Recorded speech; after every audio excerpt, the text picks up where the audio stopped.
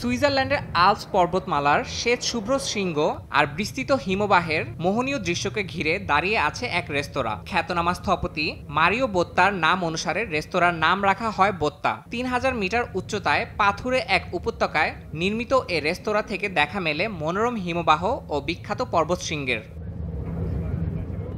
২০২২ সালের সেপ্টেম্বরে ভয়াবহ আগুনে রেস্তোরাঁটির অনেকাংশ ক্ষতিগ্রস্ত হয়, তবে এতে কোনো হতাহতের ঘটনা ঘটেনি। কেবল কার অবকাঠামোর ক্ষয়ক্ষতি না হওয়ায় ৭ সপ্তাহের মধ্যেই শীতকালীন ক্রিয়া কার্যক্রম আংশিকভাবে পুনরায় শুরু করা সম্ভব হয়। পুনর্নির্মাণে ৩০ মিলিয়ন সুইস ফ্রা ব্যয় করা হয়। উন্নত অগ্নি নির্বাপক ব্যবস্থা ও আধুনিক প্রযুক্তি সংযোজন করা হয়েছে এ রেস্তোরাঁয়।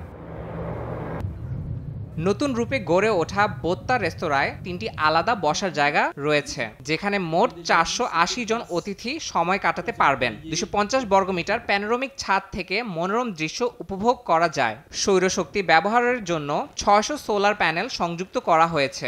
এর মাধ্যমে রেস্তোরাঁর বেশিরভাগ বিদ্যুৎ চাহিদা পূরণ করা সম্ভব হবে। এছাড়াও কাঠামোটিকে আরও দৃঢ় ও টেকসই করার জন্য নকশায় পরিবর্তন আনা হয়েছে।